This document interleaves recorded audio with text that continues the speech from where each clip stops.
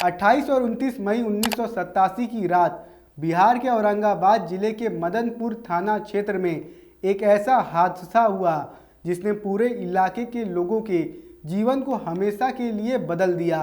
दलेचक और बगौरा गांव में माओवादी कम्युनिस्ट सेंटर एमसीसी ने लगभग 54 लोगों को बेरहमी से कत्लेआम कर दिया।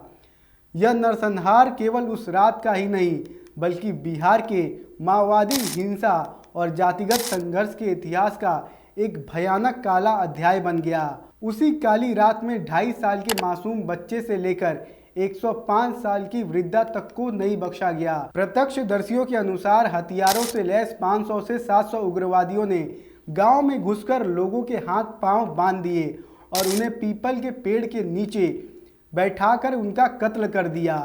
कुछ लोगों को जिंदा जलाया गया। घरों के बर्तन बिखरे पड़े थे, दरवाजे और किवाड़ जल चुके थे और खून की धक्के हर जगह दिखाई दे रही थी।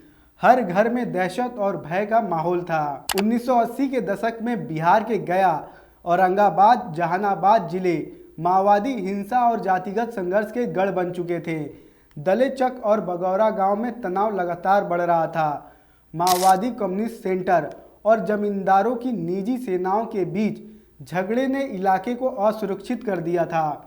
राजनीतिक और सामाजिक असंतोष, गरीबी और संपत्ति पर संघर्ष ने स्थानीय लोगों को भय और अविश्वास की स्थिति में डाल दिया। इस संघर्ष का सबसे भयानक परिणाम 28 मई 1987 की रात सामने आया। उस रात गांव में आग की लपटें उठी। लोग घबराकर भाग रहे थे, हाथ पांव बंधे हुए थे और पीपल के पेड़ के नीचे निर्दयता से कत्ल किया जा रहा था। कुछ को जिंदा जला दिया गया।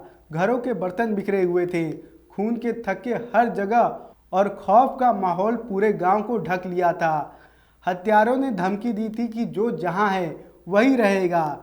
इस नरसंहार ने गांव को रातों रात वीरान और भूतिया बना दिया।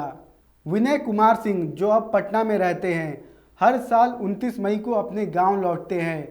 उस दिन उनके परिवार के 20 सदस्य मारे गए थे। वह बताते हैं कि उस रात की यादें आज भी उनकी आंखों के सामने घूमती है। शीला देवी और कुलवतिया देवी जैसी महिलाएं आज भी अपने परिवार का पालन पोषण खेतों में काम करके कर रही हैं। गांव में माचिस या केरोसिन लेने के लिए उन्हें 5 से 7 किलोमीटर पैदल जाना पड़ता है। गांव का हर घर, हर कोना उस भय और दर्द की कहानी सुनाता है जो 35 साल पहले हुआ था। गांव में अब केवल 2 परिवार ही बचे हैं। अन्य परिवार या तो शहर में बस गए या पड़ोसी गांव के पुराने टूटे फूटे घर में रह रहे हैं। यह गांव अभी भी माओवादी प्रभाव के तहत है और राज्य की बुनियादी सुविधाओं से वंचित है। अगली सुबह गुस्साए रिश्तेदारों और पड़ोसियों ने भी मिट्टी के तेल के डिब्बे उठाकर गैर राजपूत घरों को जलाया और प्रतिशोध का सिलसिला बिहार के इस क्षेत्र से अगले 10 साल तक चलता रहा। 90 के दशक तक इस संघर्ष में सैकड़ों लोग मारे गए। 1997 लक्ष्मणपुर बाटे नरसंहार में 58 दलितों की हत्या इसी हिंसात्मक श्रृंखला की हिस्सा थी। यह झगड़ा माओवादी और जमींदारों की निजी सेनाओं के बीच दशकों तक चला और इसका प्रभाव आज भी ग्रामीण जीवन पर नजर आता है।